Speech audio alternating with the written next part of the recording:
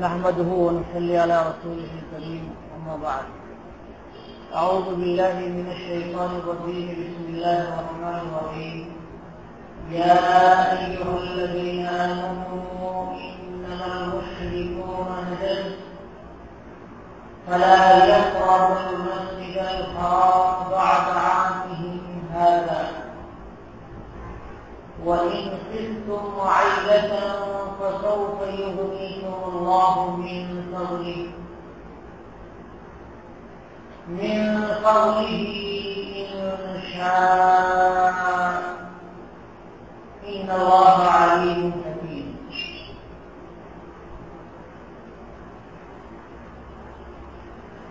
یہ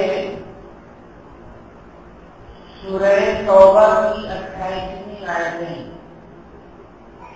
آیت یہاں سے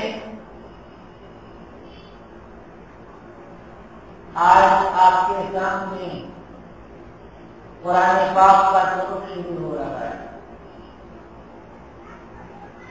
میں تمہیدی طور پر آپ کے سامنے دو باتیں رکھنا چاہتا ہوں. نمبر 1،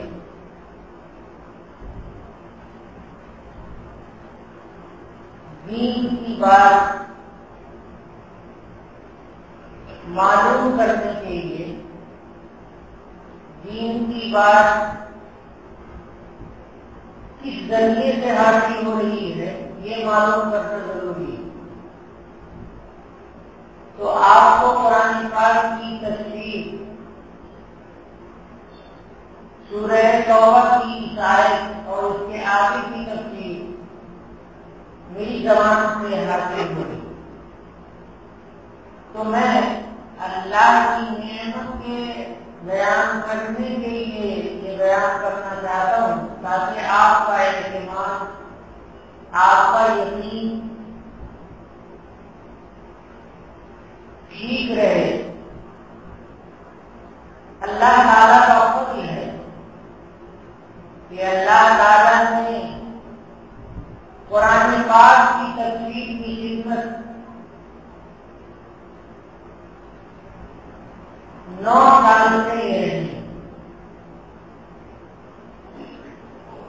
یعنی مدرسے میں طلبہ کو اللہ تعالیٰ نے تفسیر قرآن پڑھانے کا جو موقع عنایت فرمایا ہے اس عابد کو، وہ 9 سال پر مشتمل ہے. حیدرآباد کی ایک جامعہ اسلامیہ دارالعلوم حیدرآباد ہے. آپ جانتے ہوں کہ حضرت مولانا عاقل حسانی رحمت اللہ علیہ کا کی جامعہ ہے. وہاں میں نے جلالین شریف اللہ کی توفیق سے 6 سال پڑھائی اور 3 سال نشاط شریف یعنی اللہ کے نبی صلی اللہ علیہ وسلم کے اقوال، افعال، تفصیلات کا مجموعہ مشکات شریف، حدیث شریف کی کتاب ہے، اس سے پڑھانے کا موقع اللہ نے فرمایا. اب 3 سال سے دارالعلوم دیوبند میں قرآن پاک کا ترجمہ پڑھانے کا موقع اللہ تعالیٰ اپنے فضل سے عنایت فرما رہے ہیں.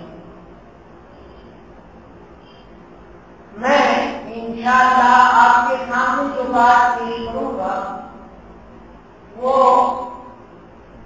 قابل اعتماد ہوں گی، وہ ایسی نہیں ہوں گی کہ جس کی کوئی حیثیت نہ ہو علمی دنیا میں اور تفسیر قرآن کی دنیا میں. مقررین تقریر کرتے ہوئے بہ جاتے ہیں اور بہت سی باتیں ایسی کچی بھی کہہ دیتے ہیں کہ جن سے عوام کا، عام مسلمان کا کوئی فائدہ نہیں ہوتا. کبھی کبھی دین کی تشریح غلط ہو جاتی ہے، لیکن قرآن پاک کی تشریح میں میری یہ کوشش رہے گی کہ انشاءاللہ جو بات بتائی جائے گی وہ قابل اعتماد اور لازم تسلیم ہوگی. دوسری بات اس آیت کے سمجھنے کے لیے ضروری ہے. آپ نے قرآن پاک کے 10 پارے کی تفسیر سنی، مگر سورہ توبہ یہ بڑی شاندار سورت ہے اور بڑی گرم سورت ہے۔ اس میں اللہ تبارک و تعالیٰ نے بڑے جذبات سے بھرے ہوئے مضامین بیان فرمائے ہیں۔ اس آیت کا مضمون سمجھنے کے لیے تمہیدی طور پہ ایک دوسری بات آپ سمجھیں کہ مکہ مکرمہ جہاں آج خانہ کعبہ تعمیر کیا ہوا ہے،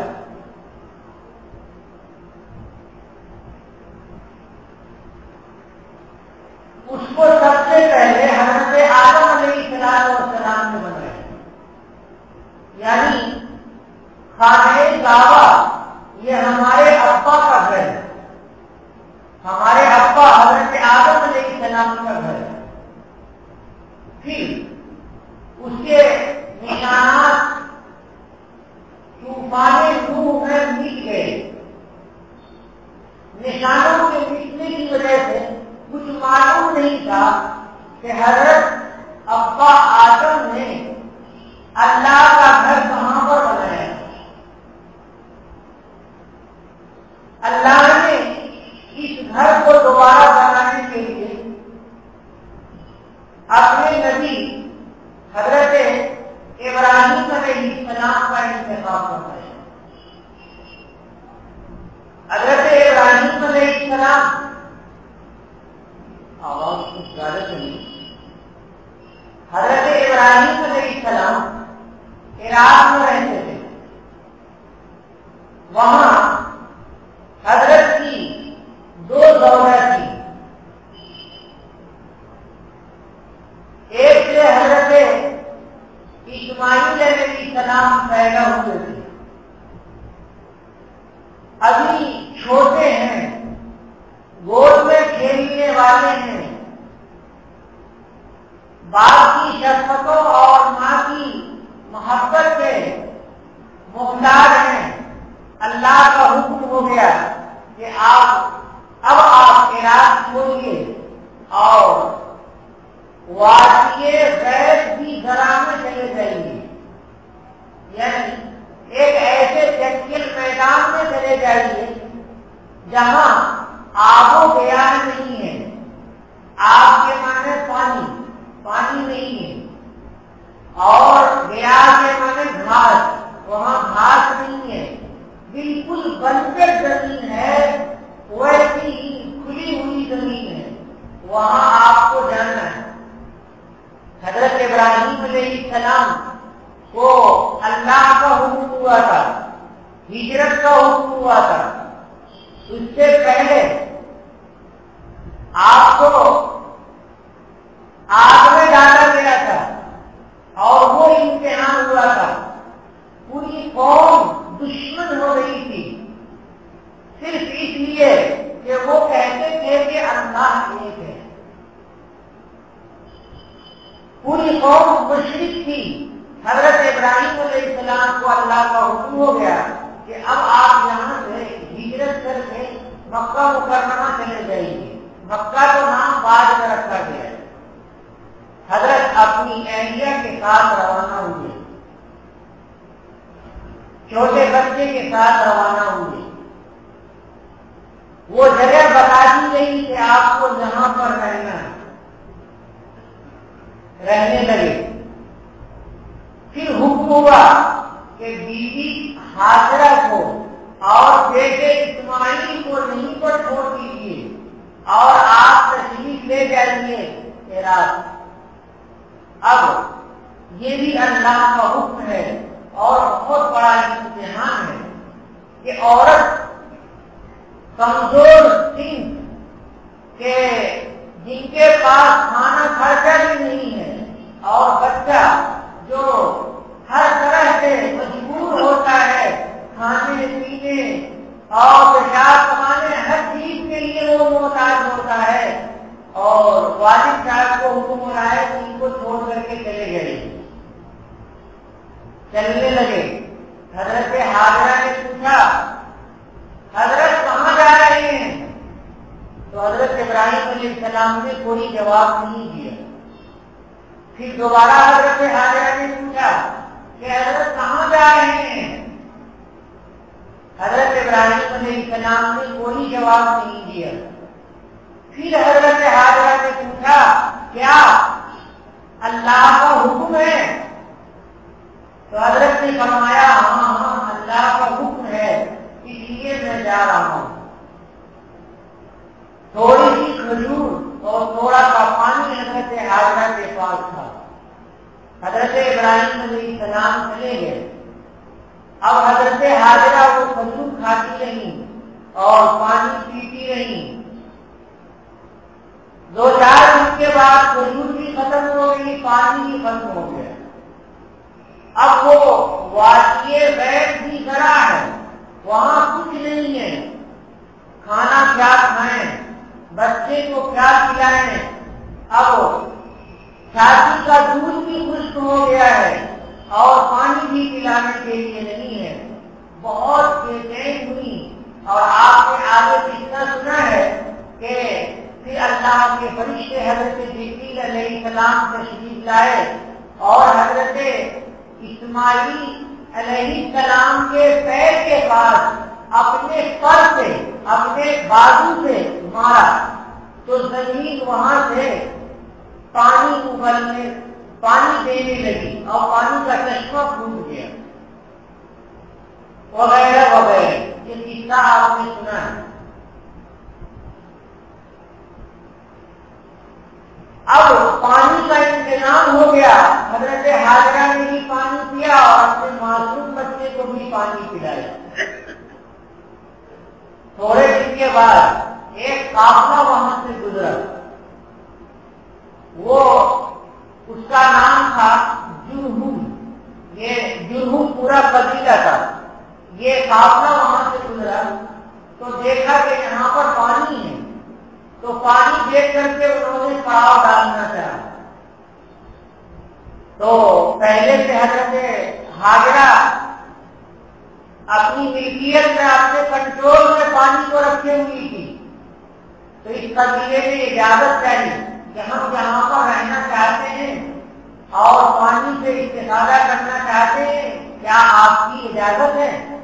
حضرت حاجرہ نے کہا کہ ہاں آپ لوگ یہاں قیام کر سکتے ہیں، مگر پانی پر میرا کنٹرول رہے گا، پانی میری ملکیت میں رہے گا۔ کیوں کہ پانی کے لیے بہت پریشان ہو چکی تھی اور وہ سوچتی تھی کہ یہ لوگ پتہ نہیں کیسے ہیں، میں تو ان کو پانی پینے کی اجازت دوں گی، لیکن اگر پانی پر اس کی ملکیت ہو گئی، اس کا کنٹرول ہو گیا تو کہیں ایسا ہو سکتا ہے کہ پانی پینے کا موقع مجھے نصیب نہ ہو اور پھر پانی کے لیے وہی پریشانی ہو جو پریشانی ہو چکی۔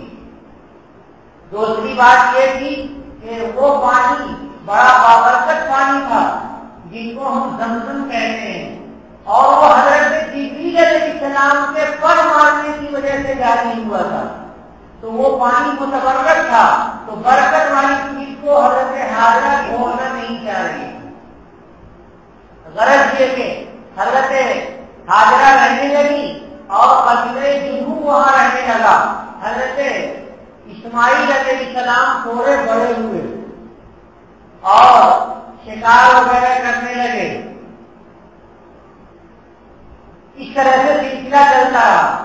پھر میں بتانا چاہوں گا کہ حضرت ابراہیم علیہ السلام کو گھر بنانے کا حکم ہوا، اللہ کا گھر جو آج بیت اللہ شریف ہے وہ بنانے کا حکم ہوا، تو حضرت ابراہیم علیہ السلام نے حضرت اسماعیل علیہ السلام کے ساتھ اس گھر کو بنایا۔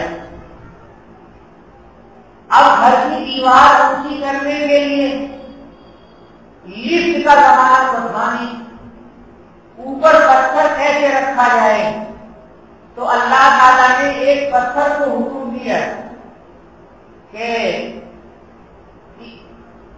تم پر جب حضرت ابراہیم علیہ السلام اپنا قدم رکھیں اور اوپر جانے کی ارادہ ہو تو اٹھ جانا، تو وہ پتھر جب حضرت اس پہ پیر رکھتے تھے تو وہ لفٹ کی طرح اٹھتا ہوا اوپر ہو جاتا تھا، اور جب نیچے آنا ہوتا تھا تو وہ خود بخود پتھر نیچے ہو جاتا تھا۔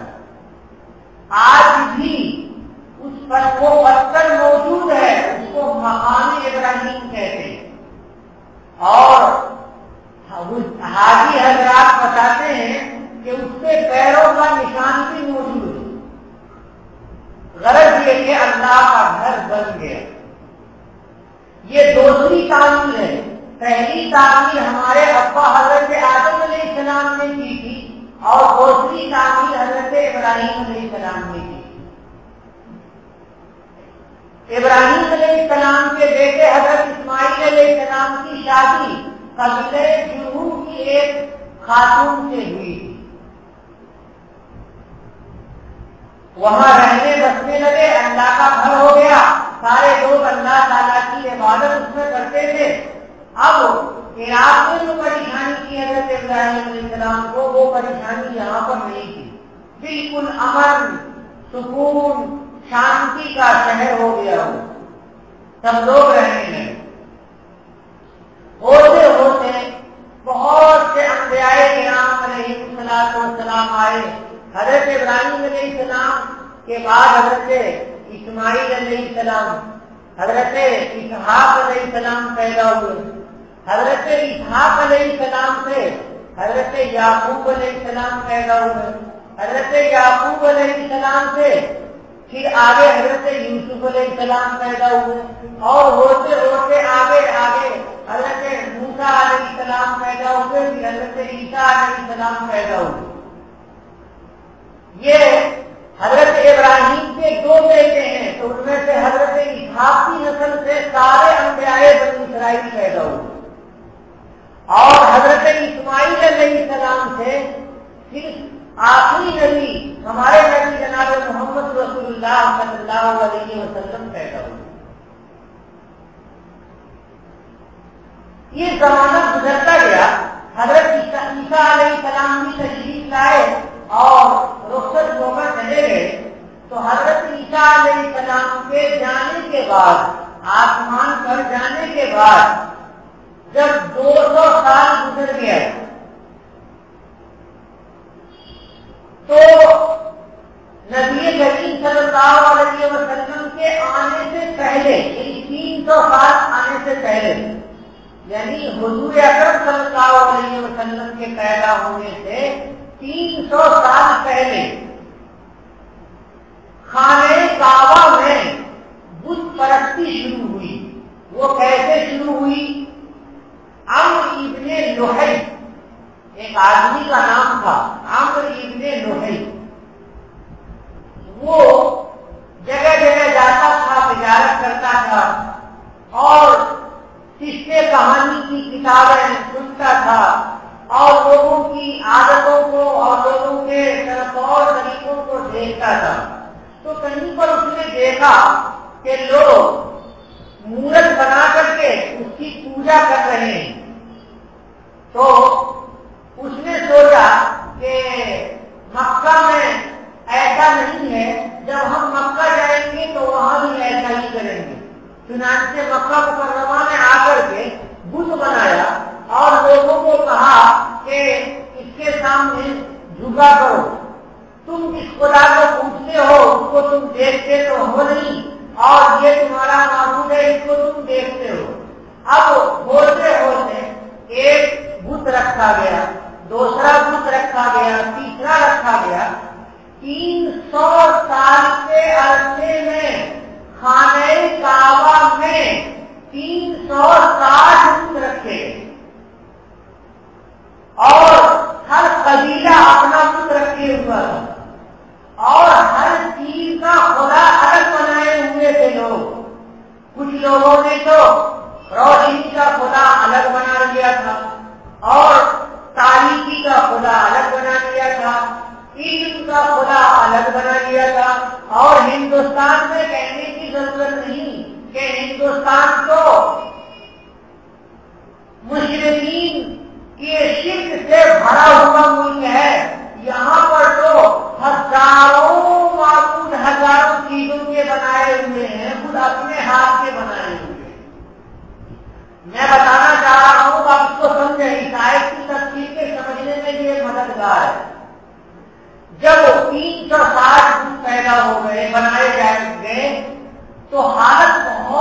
بدتمیزی ہو گئی، کہیں شراب پی جا رہی ہے، کہیں جوا کھیلا جا رہا ہے، کہیں رشوت لی جا رہی ہے، کہیں سود کھایا جا رہا ہے، اس طرح کہیں زنا ہو رہا ہے.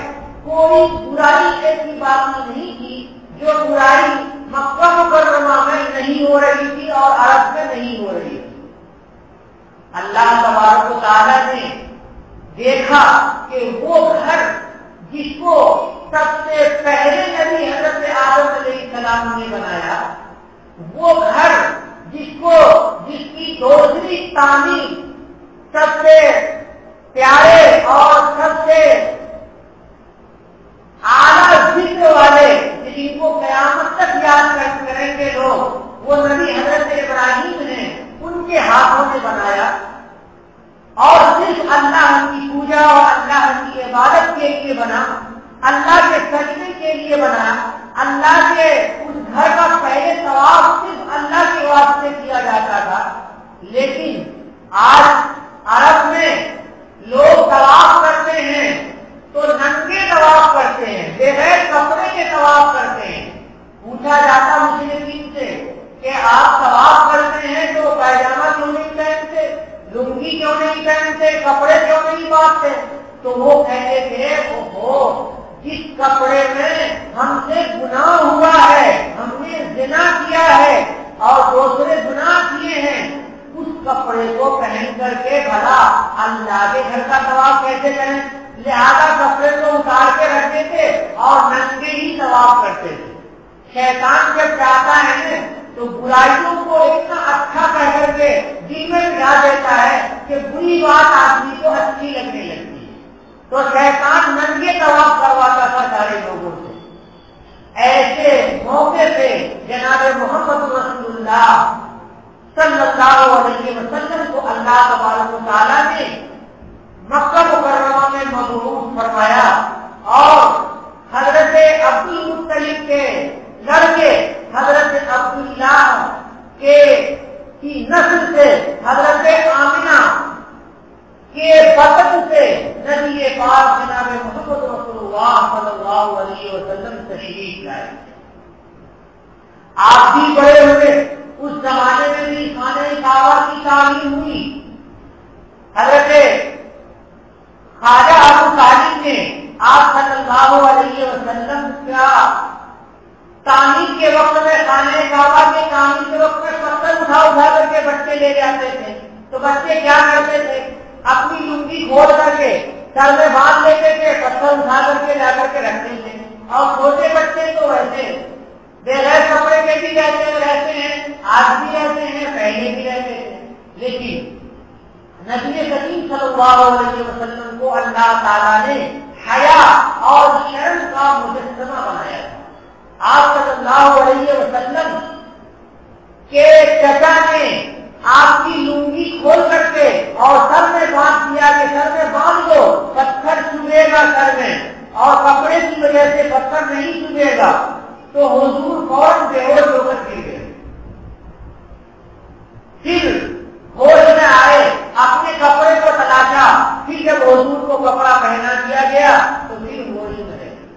غرض یہ کہ خانہ کعبہ کی تعمیر ہوئی. اب حضور کے بعد آگے کوئی نبی پیدا ہونے والا نہیں ہے، کسی نبی کو اللہ نہیں بھیجیں گے. اور ہر کر اللہ نے اپنی عبادت کا خانہ کعبہ کو بنایا کہ ساری دنیا کے لوگ اسی خانہ کعبہ کی طرف رخ کر کے نماز کی نیتیں باندھتے ہیں، اسی خانہ کعبہ کے ارد گرد گھومتے ہیں اور وہیں جا کر کے سجدہ ریز ہوتے ہیں اور اللہ کے حقیقی انوارات، حقیقی سکینت اور حقیقی نورانیت کے نزول کی جگہ ہے. تو کیا یہ زیبا ہے کہ اللہ کا ایسا پاکیزہ گھر کسی غیر کے ہاتھ میں آ جائے؟ اللہ کا یہ پاکیزہ گھر کسی شرک کرنے والے کے کنٹرول میں اور قبضے میں آ جائے؟ نہیں، یہ اللہ تعالیٰ کو پسند نہیں ہے. اور ایک طرف تو اب نبی نبی کریم صلی اللہ علیہ وسلم آئے ہیں تو آگے کوئی نبی نہیں آئے گے۔ اسلام کا ہیڈ کوارٹر اللہ تعالیٰ نے مکہ مکرمہ کو بنایا، یعنی حرم شریف کو بنایا۔ ہیڈ کوارٹر اللہ نے حرم شریف کو بنایا، تو اس کی حد بندی حضرت ابراہیم علیہ السلام نے کی تھی، اور اسی حد پر آج بھی حرم قائم ہے۔ ایک تو گھر بنا ہوا ہے بیت اللہ، اور دوسرے مکہ کا کی حد ہے، اور مکہ سے بھی آگے بڑھ کر کے حرم شریف کی حد ہے۔ یہ حرم شریف کے پوری کی پوری حد کو حضرت ابراہیم علیہ السلام نے متعین فرمایا۔ اللہ تبارک و تعالیٰ نے اس آیت میں ارشاد فرمایا، یا ایھا الذین آمنوا، اے مسلمانوں، اے وہ لوگ جو ایمان رکھتے ہو، اپنے دل کے اندر اللہ کا یقین رکھتے ہو، اللہ کی ربوبیت کا، اللہ کے معبود ہونے کا، اللہ کے رازق ہونے کا، خالق ہونے کا یقین رکھتے ہو، اور اے وہ لوگوں جو نبی آخر جناب محمد رسول اللہ صلی اللہ علیہ وسلم پر ایمان رکھتے ہو۔ یہ بیت اللہ خالص اللہ کا گھر ہے، اس اللہ کے گھر کی رکھوالی تم کو کرنی ہے، ایمان والوں کو کرنی ہے۔ اب کفر والوں کو نکال کر کے یہاں سے باہر کر دو۔ انما المشرکون نجس، بے شک مشرکین ناپاکی ہیں، مشرکین ناپاکی ہیں۔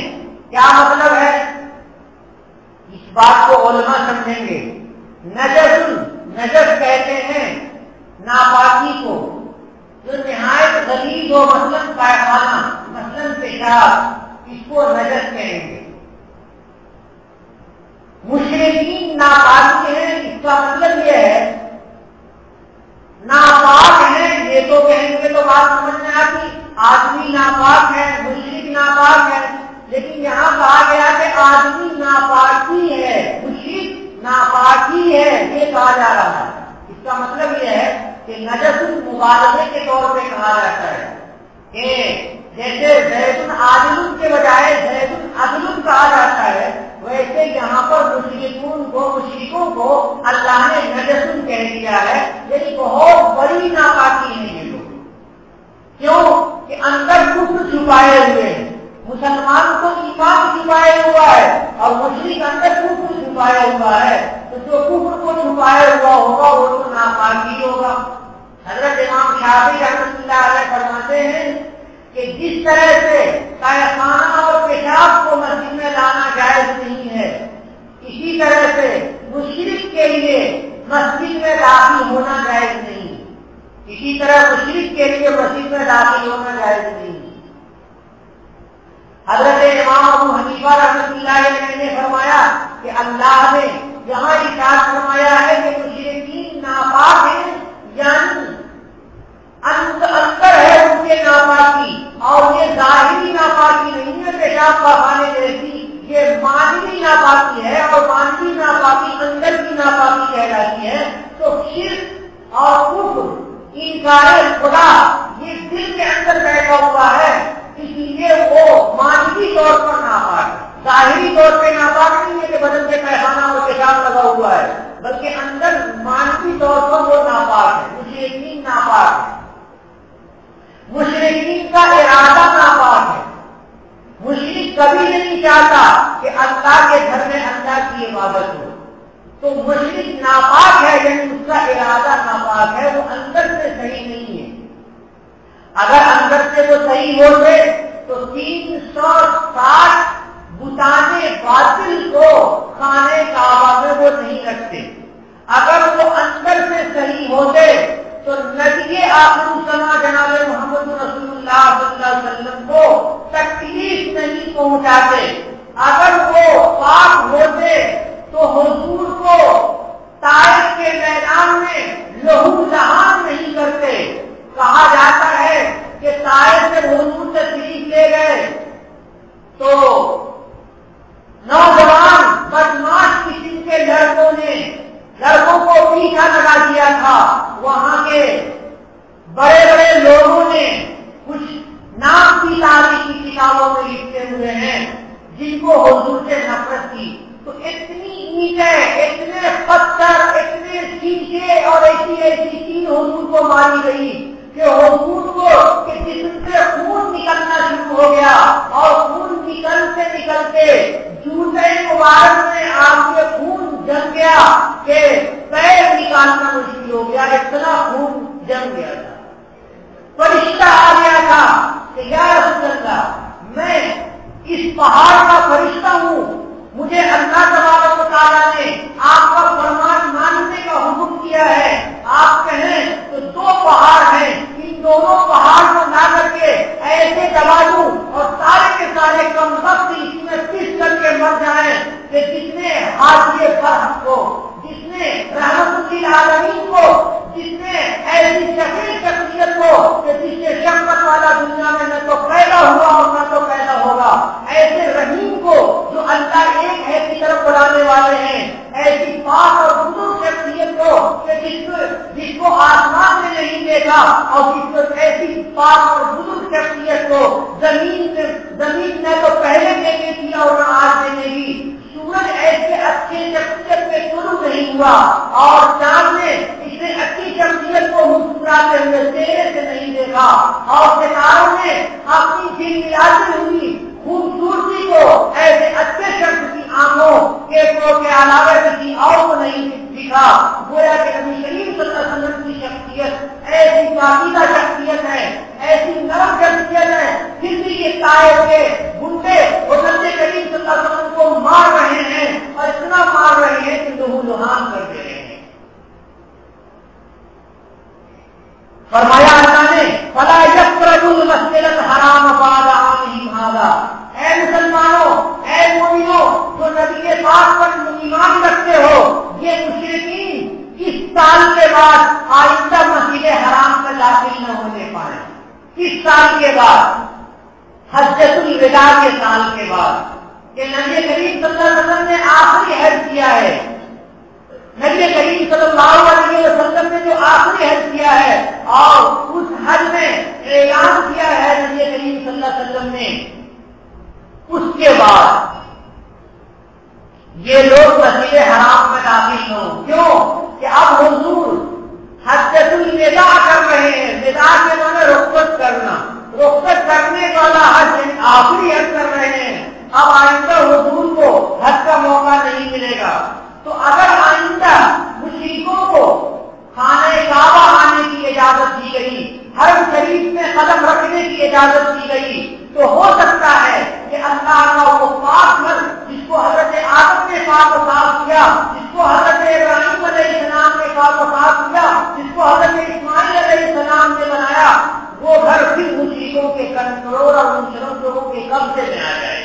اس لیے اللہ تبارک و تعالیٰ نے حکم دیا کہ اعلان کر دیجیے اے نبی اور اے مسلمانوں، تمہیں اللہ کا ضروری اور حتمی اور واجبی اور لازمی حکم ہے کہ یہاں سے مشرکوں کو نکال باہر کرو۔ فلا يقربوا المسجد الحرام، کہ مسجد حرام کے قریب میں پھٹے وہ لوگ، وہ اسلامی ہیڈ کوارٹر کی حد ہے جس حد کو حضرت آدم نے متعین کیا تھا، حضرت ابراہیم نے متعین کیا تھا، نبی کریم جناب محمد رسول اللہ صلی اللہ علیہ وسلم نے متعین کیا تھا۔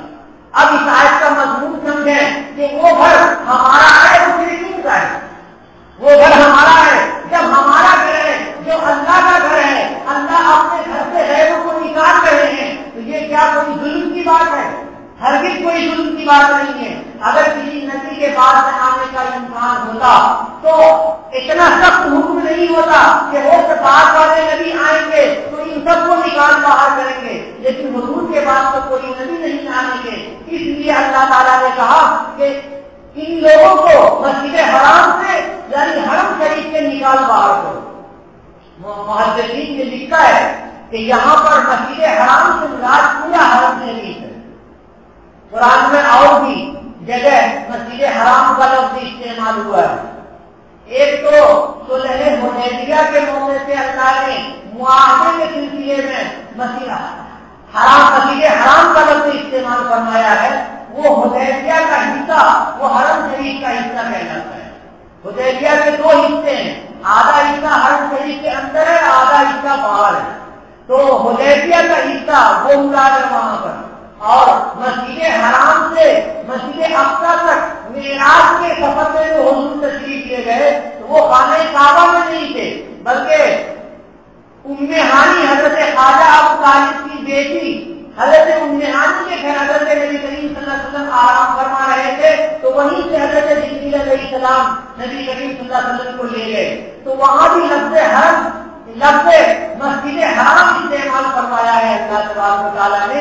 15ویں پارے کی آیت میں آپ تلاوت کیجیے، سبحان الذی اسری بعبدہ لیلا من المسجد الحرام الی المسجد الاقصی، تو مسجد حرام سے اللہ تعالیٰ نے نبی کریم صلی اللہ علیہ وسلم کو اٹھایا اور معراج کرائی، تو یہ مسجد حرام سے پورا حرم شریف مراد ہے کہ حرم شریف کے حدود میں کوئی مشرک نہیں آ سکتا۔ حضرت امام ابو حنیفہ رحمۃ اللہ علیہ فرماتے ہیں کہ، اور امام شافعی رحمۃ اللہ علیہ بھی فرماتے ہیں کہ اگر امیر المومنین اور بادشاہ سیاسی کسی مصلحت کی وجہ سے کسی گفتگو کے لیے یا کسی کام سے کسی مشرک کو بلائیں تو بلانا جائز ہے، جیسے نبی کریم صلی اللہ علیہ وسلم نے ایک مشرک کو ثمامہ ابن اسال، ان کا نام تھا ثمامہ ابن اسال، ان کو مسجد نبوی کے اندر پائے میں باندھا تھا، تو مشرک کو مسجد میں حضور نے داخل کیا، وہ مصلحت کی وجہ سے، کیوں؟ تاکہ وہ دیکھیں کہ لوگ کیا کرتے ہیں، ایمان والے کیا کرتے ہیں، نماز پڑھتے ہیں، اللہ کا ذکر کرتے ہیں اور کسی کی طرف لوگوں کو بلاتے ہیں، تو دیکھتے دیکھتے 3 دن کے بعد ثمامہ ابن اسال نے ایمان قبول کر لیا تھا، تو اس مصلحت کی بنیاد پہ کسی مشرک کو داخل کیا جا سکتا ہے۔ لیکن ہوتا کیا ہے کہ مشرک کو پاکی اور ناپاکی کا خیال نہیں ہوتا، اگر وہ جنبی ہے یعنی ایسا ناپاک ہے کہ غسل کرنے کی ضرورت ہے تو بھی وہ غسل نہیں کرتا، وہ ایسے ہی رہتا ہے، تو اگر معلوم ہو کہ یہ جنبی ہے تو ہر دن کسی بھی مسجد میں اسے داخل نہیں کیا جا سکتا ہے، کہ چاہے کہ مسجد حرام ہو اور حرم شریف ہو۔ بعد عام حاضہ کا مطلب یہ ہے کہ 9ویں ہجری، وَإِنْ خِفْتُمْ عَيْلَةً فَسَوْفَ يُغْنِيكُمُ اللَّهُ مِنْ فَضْلِهِ إِنْ شَاءَ۔ ٹائم تھوڑا زیادہ ہو رہا ہے، میں صرف اسی آیت کے ترجمے سے مضمون کو پورا کر دوں گا۔ وَإِنْ خِفْتُمْ عَيْلَةً، یہاں سے ایک نیا مضمون شمار کو بیان فرما رہے ہیں کہ اب تک مسجد حرم شریف میں مشرکوں کا آنا بند ہو جائے گا، تو اہل مکہ نے سوچا اور سوال کیا کہ یا رسول اللہ، یہ تو مشرکین بھی آتے ہیں تو مارکیٹ لگتی ہے اور اس میں خرید و فروخت کرتے ہیں، تو مکہ مکرمہ کا مالی فائدہ ہوتا ہے، مسلمانوں کا مالی فائدہ ہوتا ہے، جب یہ لوگ نہیں آئیں گے، بالکل نہیں آئیں گے، تو پھر مسلمانوں کی مالی حالت کمزور ہو جائے گی، جہاں پر مارکیٹ نہیں لگے گی تو مالی حالت کمزور ہو جائے گی، مسلمان غریب ہو جائیں گے۔ تو اللہ تبارک و تعالیٰ نے یہ آیت نازل فرمائی، کیا فرمایا؟ وَإِنْ خِفْتُمْ عَيْلَةً، عَيْلَةً کے معنی فقراً، اگر تم خوف کرتے ہو فقر و فاقے کا اور مالی پریشانی کا، فَسَوْفَ يُغْنِيكُمُ اللَّهُ، تو تھوڑے دن کے بعد اللہ تم کو بے نیاز کر دیں گے، اللہ تم کو مالدار کر دیں گے۔ کیوں کہ رزق کا کنٹرول تو اللہ تبارک و تعالیٰ کے ہاتھ میں ہے، کہ اللہ تبارک و تعالیٰ رازق ہیں، وہ خالق بھی ہیں اور رازق بھی ہیں، تو جب رازق اللہ تبارک و تعالیٰ ہے تو تمہیں فکر کرنے کی کیا ضرورت ہے؟ جو اللہ منع کر رہے ہیں مشرکوں کے آنے سے، وہی اللہ تم کو مالدار کر دیں گے۔ فَسَوْفَ يُغْنِيكُمُ اللَّهُ، اللہ تعالیٰ تم کو تھوڑے دن کے بعد بے نیاز کر دیں گے اور مالدار کر دیں گے۔ چنانچہ فتوحات شروع ہوئی اور دولتیں ایک مال غنیمت کے ذریعے دولتیں اکٹھا ہوتی چلی گئی اور مسلمانوں کی تجارتوں میں اللہ تبارک و تعالیٰ نے برکت دی، اتنی برکت دی کہ صحابہ کرام کے زمانے میں صحابہ سوچتے تھے کہ احساس کی دولت حضور اکرم صلی اللہ علیہ وسلم دیتے ہوتے، اور آج بھی ہم اور آپ اپنی آنکھوں سے جا کر کے دیکھتے ہیں تو مکہ مکرمہ میں اللہ نے اتنی برکت اور اتنی مالداری دی ہے کہ پوری دنیا میں ہر چیز، ہر کمپنی کی چیز اور ہر پھل فروٹ مارکیٹ کی جو سب سے اچھی ہوتی ہے وہ سب کی سب سے پہلے مکہ مکرمہ پہنچ جاتی ہے۔ کیسے پہنچتی ہے؟ وہ بھی اللہ کے اعلان کی وجہ سے۔ اللہ تبارک و تعالیٰ نے قرآن پاک میں فرمایا وَاسْتُجْبَا إِلَيْهِ ثَمَرَاتُ كُلِّ شَيْءٍ، کہ پوری دنیا سے ساری چیزوں کی عمدہ کوالٹی، ثمرہ کے معنی عمدہ کوالٹی، ہر چیز کا خلاصہ یہ مکہ مکرمہ میں اللہ تبارک و تعالیٰ کھینچ کر کے پہنچا دیتے ہیں۔ کیسے پہنچاتے ہیں؟ تاجروں کے دماغ میں ڈالتے ہیں کہ ان چیزوں کو تم لو اور وہاں بھیجو، زیادہ پیسہ ملے گا، وہاں بھیجو فلاں چیز کو، وہاں بھیجو، زیادہ پیسہ ملے گا۔ آپ جا کر کے مکہ مکرمہ کی مارکیٹ کا جائزہ لیں تو پوری دنیا کی میں جتنی چیزیں تیار ہوتی ہیں، اچھی سے اچھی چیز وہاں پہ آپ کو نصیب ہو جائے گی اور آپ کی آنکھیں دیکھیں گی۔ یہ اللہ کی آیت کی برکت ہے کہ اللہ اور اللہ کے نظام پر ہمارا ایمان لانے کا ایک ذریعہ ہے کہ ہم سمجھیں کہ اللہ نے جو کہہ دیا ہے وہی صحیح ہے۔ انسان کا کہا ہوا کبھی صحیح ہوتا ہے، کبھی غلط ہوتا ہے، اللہ کا کہا ہوا کبھی غلط نہیں ہو سکتا ہے۔ فَسَوْفَ يُغْنِيكُمُ اللَّهُ مِن فَضْلِهِ، عنقریب اللہ تبارک و تعالیٰ اپنے فضل سے تم لوگوں کو بے نیاز کر دیں گے۔ کب؟ انشاء، قید لگا دیا، اللہ چاہیں گے تو بے نیاز کریں گے اور اگر اللہ چاہیں گے تو ویسے چھوڑ دیں گے۔ کنٹرول اللہ کے ہاتھ میں ہے۔ اللہ چاہتے ہیں تو بارش برساتے ہیں، انسان کو پانی نصیب ہوتا ہے، اور اللہ چاہتے ہیں تو بارش کو روک دیتے ہیں۔ اللہ چاہتے ہیں تو غلے اگتے ہیں اور اللہ چاہتے ہیں تو غلے ٹوٹنے بند ہو جاتے ہیں۔ یہ اللہ کے کنٹرول میں ہے۔ انشاء، اللہ چاہیں گے تو ایسا ہوگا اور اللہ نہیں چاہیں گے تو نہیں ایسا ہوگا۔ ان اللہ علیم حکیم، بے شک اللہ تبارک و تعالیٰ خوب جاننے والے ہیں کہ کھا کر کے کون اللہ کا شکر ادا کرتا ہے، اور اللہ بڑے حکمت والے ہیں کہ کس کو دیں گے تو شکر ادا کرے گا اور کس کو دیں گے تو ناشکرا بن جائے گا۔ انسان دو طرح کے ہیں۔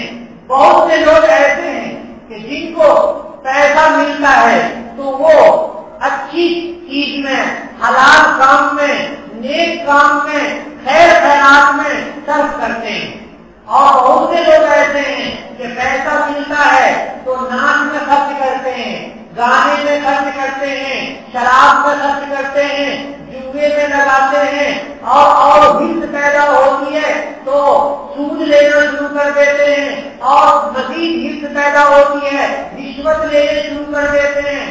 مال جتنا زیادہ ہوتا ہے اتنی زیادہ مال کی طرف پیدا ہو جاتی ہے، اور انسان ایسا ہو جاتا ہے، ایسا حریص ہو جاتا ہے کہ زندگی آخری منزل پر پہنچتی رہتی ہے اور انسان کا حرص بڑھتا رہتا ہے۔ اس لیے آیا ہے کتابوں میں کہ انسان کے حرص کو قبر کی مٹی ہی بھر سکتی ہے، کوئی اور چیز نہیں بھر سکتی۔ اس لیے اللہ حکمت والے ہیں، اللہ چاہے کہ کس کو دیں کہ وہ فرما برداری سے قائم رہے گا، اور کس کو نہیں دیں کہ وہ فرما برداری سے قائم نہیں رہے گا۔ دیکھیے، مالداری اور محتاجی، ان دونوں میں اللہ کی رضا ہے۔ کیسے؟ پیسہ ملا، مالداری آئی تو اللہ کے راستے میں خرچ کرنے کی توفیق نصیب ہوئی، اللہ راضی ہو گئے۔ مال نہیں ملا تو صبر کیا اور اللہ کے لیے اپنی زبان کو کسی کے سامنے نہیں کھولا، اپنی محتاجی کو، فقیری کو کسی کو نہیں بتایا، تو صبر سے اللہ راضی ہو گئے۔ تو کہیں تو شکر سے اللہ راضی ہوتے ہیں اور کہیں صبر سے اللہ راضی ہوتے ہیں۔ اس لیے مومن دو طرح کے ہیں، مالدار ہیں جن کو شکر کی توفیق ہوتی ہے، اللہ راضی ہوتے ہیں، غریب ہیں انہیں صبر کی توفیق ہوتی ہے اور اس سے اللہ تبارک و تعالیٰ راضی ہوتے ہیں۔ آج انہی باتوں پہ گفتگو یہاں ختم ہوتی ہے، بقیہ گفتگو آئندہ اللہ تعالیٰ توفیق عنایت فرمائیں تو ضرور آپ کے سامنے پیش کی جائے گی۔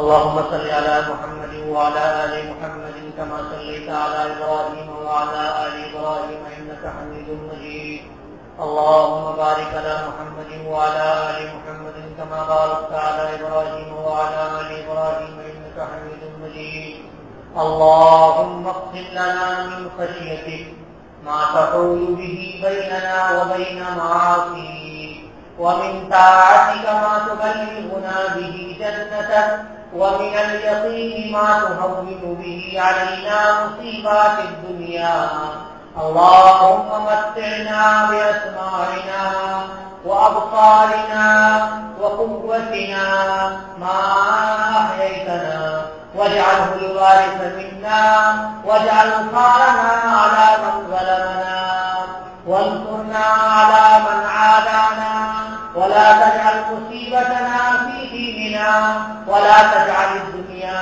أكبر همنا ولا تجعل الدنيا أكبر همنا ولا غاية رغبتنا ولا مبلغ علمنا ولا تسلط علينا من لا يرحمنا يا أرحم الراحمين۔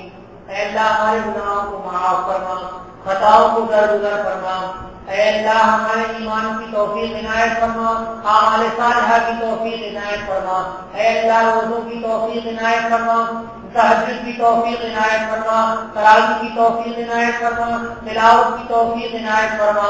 اے اللہ روزے کے جو فضیلتیں ہیں وہ سب ہمیں عطا فرما دیجیے۔ اے اللہ آپ کے نبی صلی اللہ علیہ وسلم کا فرمان ہم نے سنا کہ روزے دار کی دن میں دعا قبول ہوتی ہے اور رات میں ایک دعا قبول ہوتی ہے۔ اے اللہ یہ دن ہے، اس دن میں ہم نے یہ دعا کی ہے، اے اللہ اس دعا کو قبول فرما لیجیے۔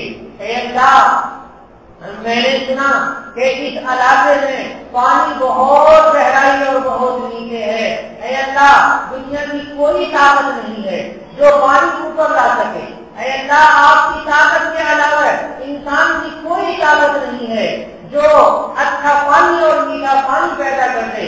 اے اللہ محض آپ کے فضل سے اس مبارک دن میں، اس مبارک جگہ میں اور مومنین، روزے دار مومنین کے سبھی کے سب کے سامنے اور سب کے ساتھ ہاتھ اٹھائے ہوئے ہیں۔ اے اللہ ہم سب کی دل کی گہرائیوں سے نکلنے والی دعا قبول فرما لیجیے۔ اے اللہ ہمیں پانی عنایت فرمائیے، اے اللہ ہمیں پانی عنایت فرمائیے، اے اللہ ہم سے راضی ہو جائیے۔ اے اللہ ہم بڑے گنہگار ہیں، اے اللہ اس گناہوں کی وجہ سے ہماری آزمائش نہ فرمائیے، اے اللہ ہماری گناہوں کی وجہ سے اے اللہ معصوموں کو پانی سے محروم نہ فرمائیے۔ اے اللہ بہت سے معصوم بچے ہیں، اے اللہ بہت سے جانور ہیں جن میں سے کوئی معصیت نہیں ہوتی، اے اللہ بہت سے بوڑھے ہیں، اے اللہ جن سے آپ شفقت اور رحمت فرماتے ہیں، اے اللہ بہت سے نوجوان ہیں جو آپ کی اطاعت اور فرمانبرداری میں کھانا پینا چھوڑتے ہیں اور آپ کے لیے سجدہ ریز ہوتے ہیں اور آپ سے اپنے گناہوں کی توبہ کرتے ہیں۔ اے اللہ ان سب کی دعاؤں کو قبول فرما لیجیے، اے اللہ ہماری دعاؤں کو قبول فرما لیجیے۔ اے اللہ ہمیں پانی عنایت فرمائیے، اے اللہ اوپر سے بھی پانی عنایت فرمائیے، اے اللہ نیچے سے بھی پانی کی سطح کو قریب کر دیجیے، اے اللہ اتنا قریب کر دیجیے کہ وہ ہماری گرفت میں ہو۔ اے اللہ ہم آپ کے فرمانبردار بندے ہیں، اے اللہ اس پورے زمین پر ہم آپ کی عبادت کرتے ہیں، آپ کی اطاعت کرتے ہیں، اے اللہ لیکن یہ آپ کا حق ہے اتنا حق ہم سے ادا نہیں ہو پاتا۔ اے اللہ جو آپ کی عبادت کا حق ہے وہ ہم سے ادا نہیں ہو پاتا۔ اے اللہ ہماری چھوٹی عبادتوں کو قبول فرما لیجیے، ہمارے ایمان کو قبول فرما لیجیے۔ اے اللہ ہمیں اچھی طرح سے عبادت کی توفیق عنایت فرمائیے، اپنی طرف متوجہ ہونے کی توفیق عنایت فرمائیے۔ اے اللہ ہماری ساری ضرورتوں کو پوری فرمائیے۔ اے اللہ بہت سی بچیاں بغیر شادی کے ہیں، اے اللہ ان کے اچھے رشتے عنایت فرمائیے۔ بہت سے لوگ قرض کے اندر مبتلا ہیں، ان سب کے قرض کو ادا فرما دیجیے، ان کے قرض کی ادائیگی کی سبیل مہیا فرمائیے۔ اے اللہ بہت سے بیمار ہیں، اے اللہ ان سب کو شفا یابی عنایت فرمائیے۔ فرمائیے۔ اے اللہ ہماری ضرورتوں کو ہم سے زیادہ آپ جانتے ہیں، اے اللہ ہماری ساری ضرورتوں کو پورا فرما دیجیے۔ ہم وہ سارے خیر مانگتے ہیں جو نبی کریم صلی اللہ علیہ وسلم نے آپ سے مانگے ہیں، ان سارے شرور اور فتن سے ہم پناہ چاہتے ہیں جن سے نبی کریم صلی اللہ علیہ وسلم نے پناہ چاہی ہے۔ ربنا تقبل منا انك انت السميع العليم وتب علينا انك انت التواب الرحيم۔ سبحان ربك رب العزة عما يصفون وسلام على المرسلين والحمد لله رب العالمين۔